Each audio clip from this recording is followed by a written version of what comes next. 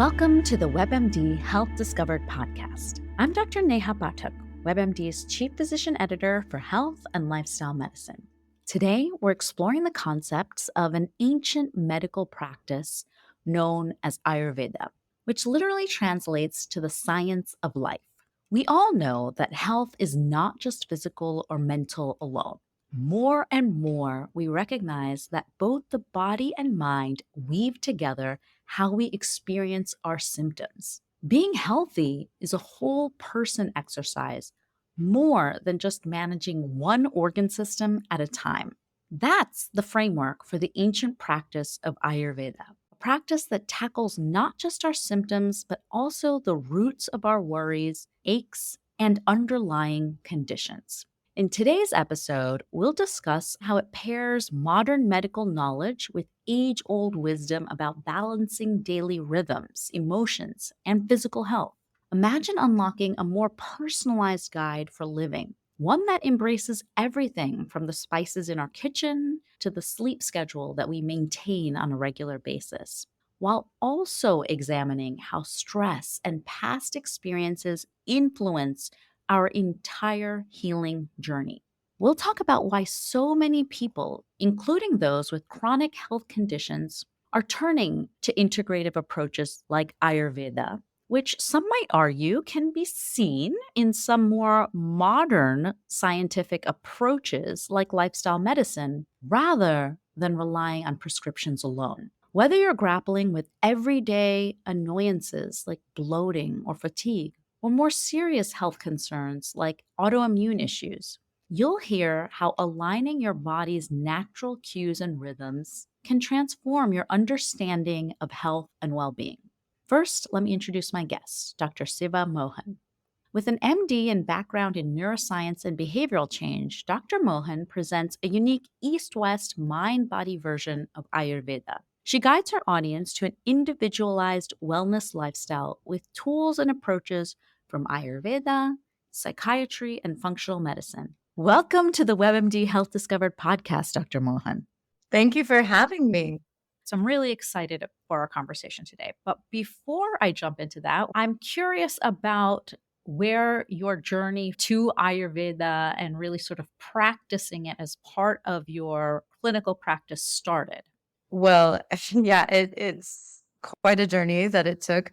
I went into psychiatry because it really spoke to me. I felt like psychiatry was one of the few specialties where we could actually spend more time understanding how people's lives affected their health.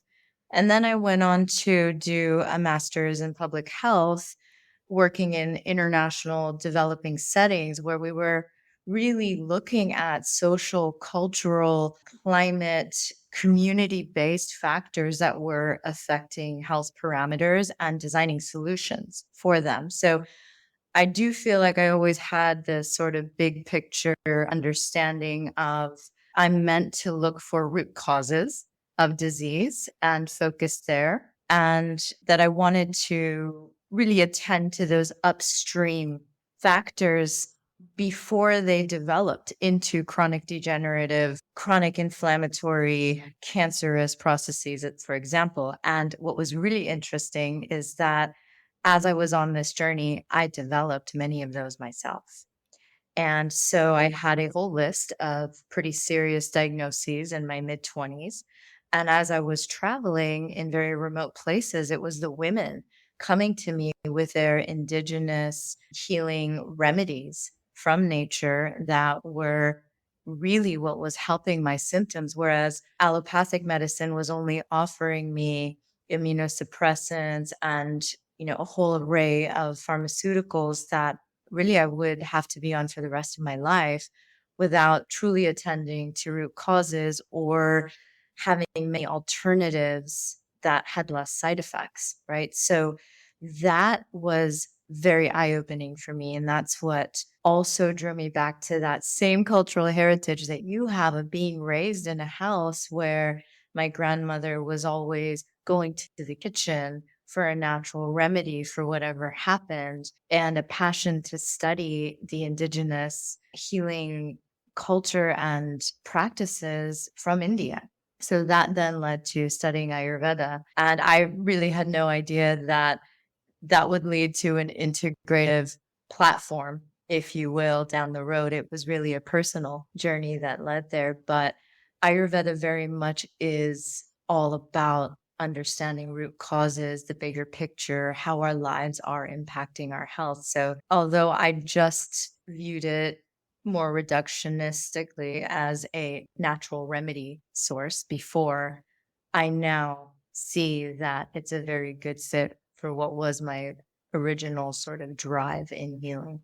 Really, just so beautifully said. And I really appreciate you sharing that story with us. So, can you define some of these terms that we're using? So, can you give us a brief introduction to what is Ayurveda, the philosophy, the historical roots, before we dig in more into the science of it? Sure, absolutely. So Ayurveda is actually credited with being the oldest healing system documented within human culture. And so, anthropologically speaking, they have traced back every different healing system, including Greek Hippocratic medicine, which allopathic medicine is then derived from, Humoric medicine. So, I sort of view it as the mother healing science. And there are written records 5,000 to 10,000 years old. It's amazing what they knew about the body, about nature, about the planets, and how all these systems really fit together back then. I think that today, if you Google what is Ayurveda, it really gets almost put out there at a type yourself and live this way. Type yourself and buy this product, type yourself and eat this food, type yourself and take these herbs. And that could not be further from what I believe is the true essence of Ayurveda, which is more of a living awareness of where am I at and what do I need to feel well today. So, this idea of typing yourself is a very constitution centric idea. But the truth of the matter is, if I'm going to bring in any therapeutic intervention, it's all based on where I am today, not how I was made, right? So if we look at constitution as sort of everyone's born with their unique shade of color, where we don't really need to treat the shade of color. That's more just to understand, oh, you're this shade. You go well with these things. You don't go so well with these things, right? It's nice for self awareness and long term understanding of our tendencies, our probabilities, almost like the genetic component, if you will. Whereas we have a concept in Ayurveda called current state, which is more where are you at today? What are the patterns happening in all the different parts of you today? And that's the place where which we would bring in therapeutic interventions with a routine, herbs, mantras, et cetera, et cetera. So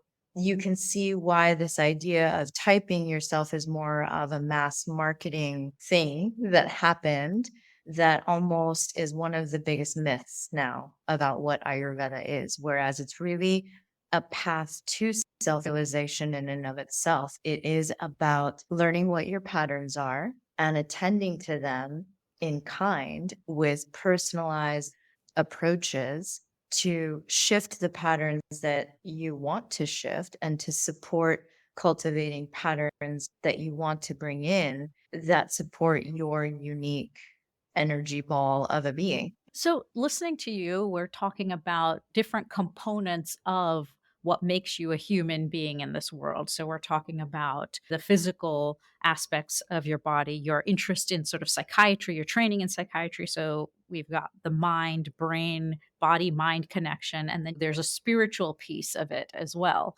I'm really curious, how do you hold this in to the way that you practice today with someone coming into your clinic? Where do you start with this approach?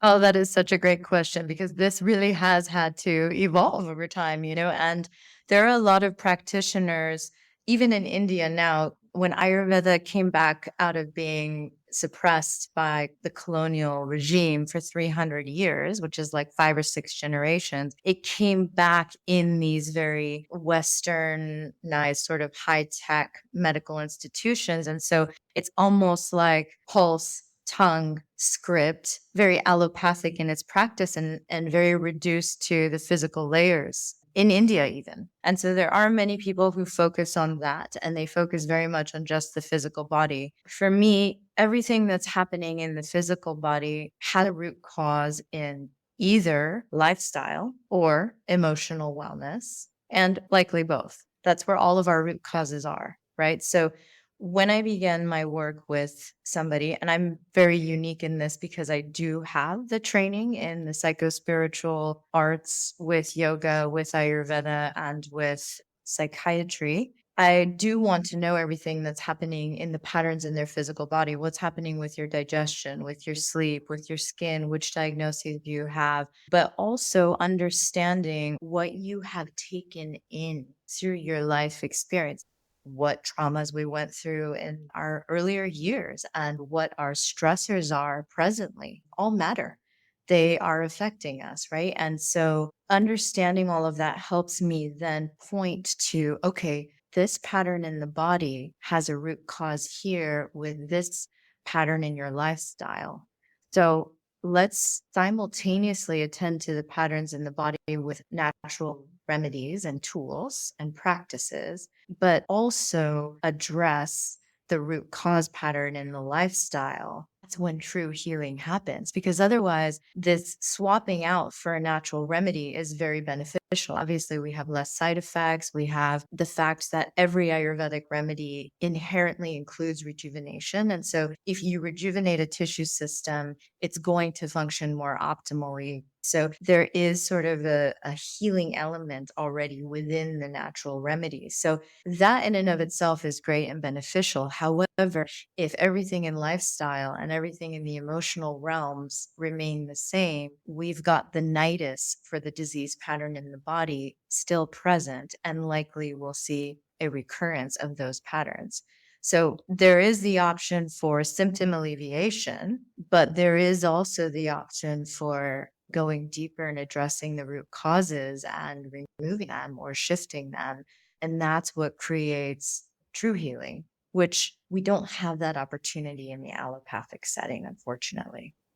Then let's go into a little bit of concrete examples of how you incorporate Ayurveda into someone who is also seeing a medical provider who's practicing allopathic medicine. So, how do you see those two pieces working together? And can you give us some concrete examples? For example, if someone comes in with metabolic syndrome or prediabetes, how are you approaching this person? Yeah, sure. So that we now know with the latest research is really cortisol mediated. And so then we would be looking to what are the perspectives, what are the practices, what are the routines, what are the triggers that are the root causes of that sustained high, sympathetic nervous system function that then is having these downstream effects of creating metabolic challenges and insulin resistance, right? So, yes, we would look at those root causes, but at the same time, we would bring in herbs that support the insulin resistance, support the reestablishment of metabolism, really starting with digestion. You have to, with that specific example in that specific case, it really is very much in the nervous system and the digestive system. So we're going to focus really there in terms of what are the inputs, what are the outputs, what are the measures of function. And that's where the allopathic medicine is phenomenal. It's for tracking, doing labs, being able to monitor our progress. Maybe another example I could give you, a client of mine with Crohn's disease that I spoke to yesterday. She's fresh in my mind. And here is somebody who had urgency, who always had to wear, a diaper just in case because she had accidents, losing weight, blood and stool, severe pain, very limited food options that would not trigger a response. Obviously, this is affecting her lifestyle to a great degree. So, a lot of emotional challenges with that. And within 1 year, she has completely healthy digestive function, no urgency, no loose stools, normal bowel movements, has gained weight, wide range of food tolerance now, knows how to see the first signs of she's slipping backwards and use her tools to come forward. What we used for her were a wide range of herbs, diet, a big focus on her routines to build in circadians to support her digestive system and her nervous system. We had to go after chronic inflammation and soothe that just to get the system to calm down. Autoimmune diseases in Ayurveda have a clear understanding of why the immune system is attacking that we don't have in the West. So we also applied that all on the physical layers. But then in her life, she had some very big stressors that were all due to family tensions and old childhood traumas that were being sort of recreated, these patterns, and that put her in certain energetic states where she was internalizing a lot of stress and having difficulty digesting her life experience. And so teaching her how to show up differently and to shift the patterns in those family interactions, how to create her own safety and meet her own emotional needs, how to make decisions differently, which is very challenging, but she did, how to move through her day and her family related life decisions differently, how to speak and be able to articulate her feelings and her emotional needs and to ask for them nicely, how to receive support. For example, this was this one case, that was all a very important part of it alongside those physical layers, right? So if we're dealing with migraine or if we're dealing with endometriosis, there's always going to be the lifestyle layers. There's always going to be the emotional layers. Because as I mentioned, these are where we find the root causes. But then in the physical side of things, we can really target those tissues for rejuvenation. And then what we do is we categorize what is the degree of imbalance with depletion, inflammation, and accumulation, and or some permutation or combination thereof. And we target the therapeutic practices and the herbs to attend to those specific patterns. So not only do we target tissue systems and organs, but we are targeting the exact pattern. So someone with inflammation in one part of the body versus someone who's got stagnation and accumulation, it would be handled differently, even in the same part of the body. So where that overlaps with Western medicine really beautifully for me is I tend to attract with the MD a lot of people who have very serious diagnoses. And what we have done is been able to work with the doctors to let them know these are the root causes that we're addressing in these ways and to engage them for monitoring, for weaning down protocols on pharmaceuticals. And that has probably been what my clients, I would say, are so joyous about is getting off medications, especially when they're really heavy chemotherapeutic immunosuppressants or lifelong insulin injections and seeing a recovery of their tissues functioning again gives them so much hope. And knowing that they did this, and if they slip back into it, if life becomes stressful again, or they go into default patterns again, that that's normal because it's a cyclical journey of healing, not a linear one, and that they have their tools and empowerment to serve them to do it again. You know, you hit on exactly the question I was going to ask you is this work that patients are doing with you in tandem as sort of a complement to their allopathic medicines and treatment plan, and that you're working together versus some folks that may come as sort of an alternative. So, not really be tracked and monitored and using the best of what we have in allopathic medicine, which to your point is sort of the tracking, the being able to monitor certain metrics. I would say it's about 50-50. I have a lot of people who will come at earlier stages of disease because they have chronic pain, chronic digestive issues, chronic issues with sleep, or they've got some infertility or something like that. And they are not thrilled about the path forward with allopathic medicine. And so they are using it as an alternative. And then there is the population where they have several diagnoses, they have multiple medications, and they're really tired of it. And they're looking to restore health in the body. And they're finding that is not what has been offered to them in the allopathic route. And so we can't just take them off of a statin and a beta blocker and an angiotensin 2 agonist cold turkey or antidepressant or whatever it is that they've been taking for 15 years, et cetera. So I do not personally engage with their health practitioners. I educate them and empower them to have those conversations with their health practitioners. Then just kind of going on to just some myths and misconceptions that you might want to dispel. So, one, you often hear Ayurveda really has no scientific backing, it's a spiritual practice. How do you address that and think about that? I think that's very easy. You just go to all the many written texts. I mean, there are full blown Ayurvedic hospitals with amazing case studies happening right now. So that's, I don't think a myth. I think it's just a lack of really finding the resources. Ayurvedic remedies are always safe because they're natural, quote unquote. I don't think that anything is always safe. In Ayurveda, we say that every medicine can also be a poison, depending on context. And that's why it's so beautiful that there is such an emphasis on understanding this context is when we use this context is when we use that. And a very simple example of this is if I'm cold, I bring in heat. And if I'm hot and I bring in heat, I will cause damage. So it's not the heat that is safe or not safe. It's the context of when it is helpful and when it is harmful. Ayurvedic medicine has no place in modern integrative health systems. So it is not being practiced in the US as part of integrative healthcare. I think the difficulty with the integration is that fundamental challenge of offering personalization in the Western structure. I do see in functional medicine a lot of value for some of the core principles of Ayurveda in supporting digestion, more so with herbs and dietary customization. But I think the best way that I could see integration happening would really be if we were practicing what I believe is truly modern medicine. To me, modern means what? What's really modern right now? It's access. We have access right now to every healing modality.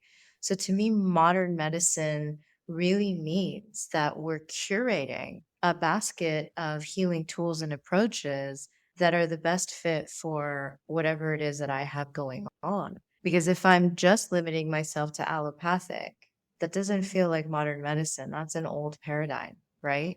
It's great to have CT scans, MRIs, labs, symptom relief with medications as you're healing the body into being able to not need those medications. There is a beautiful opportunity for that integration, but it's going to require two practitioners. It's going to require that they work together, where the Ayurvedic is really overseeing the customization and the allopathic is there to support the discovery, the tracking, the diagnosis, and the symptom alleviation because those are the strengths of both. And if we're going to join them, it should be for their strengths.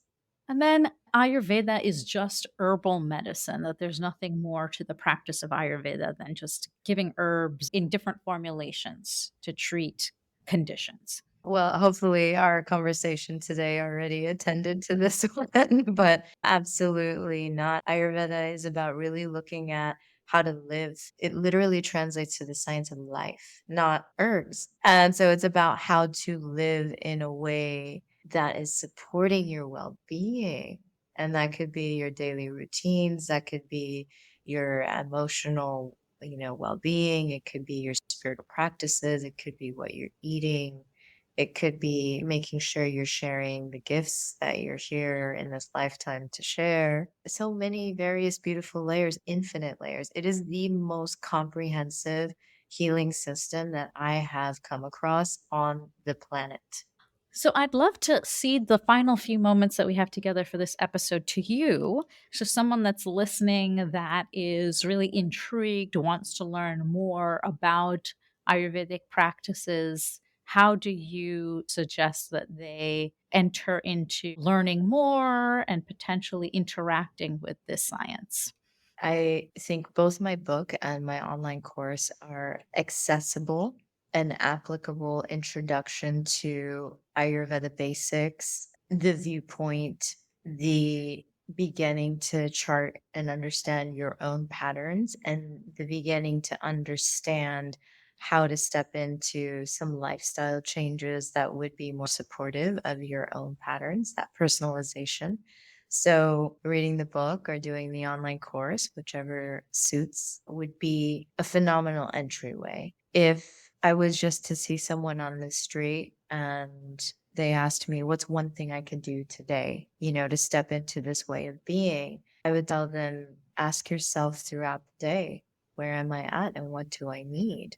When you're standing in front of the fridge or the pantry, like, what does my body feel like right now? What feels like it would be really a good fit for how I'm feeling right now? When you're about to send a text message, when you're about to decide on your dinner plans, when you're deciding whether you watch another episode before you go to sleep, just that constantly checking in with what am I feeling? Because we have lost our sentience. We're not feeling. And it's all about ignoring these subtle signs in the body until they become diseases and disorders. So just start paying attention and actually feeling what you're feeling in the different parts of your body, what you're feeling in your emotional body, what your thoughts are centering around. And is it feeling good? And do you want those patterns? And what would feel better? Really, really powerful conversation. I want to thank you so much for your time. Thank you for having me. Thanks so much for joining us as we explored the world of Ayurveda, where health is more than just managing individual parts of the body, but instead caring for the whole person, mind, body, and spirit. We heard how a deeper, more holistic approach can reveal the hidden influences behind our symptoms. Whether it's tackling chronic inflammation, sorting through emotional stressors, or simply relearning how to respond to our body's needs each day. Ayurveda's long history doesn't just offer new remedies, it encourages us to see ourselves as unique energy systems impacted by everything from past trauma to seasonal changes, and to embrace personalized solutions that evolve as we do. We also learned why Ayurveda aims far beyond symptom relief. Yes, there are powerful herbs and time tested practices, but the true goal is addressing root causes, often tucked away in our daily routines and emotional patterns. Ayurveda doesn't suggest you abandon modern medicine. It invites you to integrate both worlds and believing that we have the power to reimagine how we live. To find out more information about Dr. Siva Mohan, visit ayurvedabysiva.com, and we'll have more information about how to connect with her in our show notes. Please take a moment to follow, rate, and review this podcast on your favorite listening platform. If you'd like to send me an email about topics you're interested in or questions for future guests, please send me a note at webmdpodcast@webmd.net. This is Dr. Neha Pathak for the WebMD Health Discovered podcast.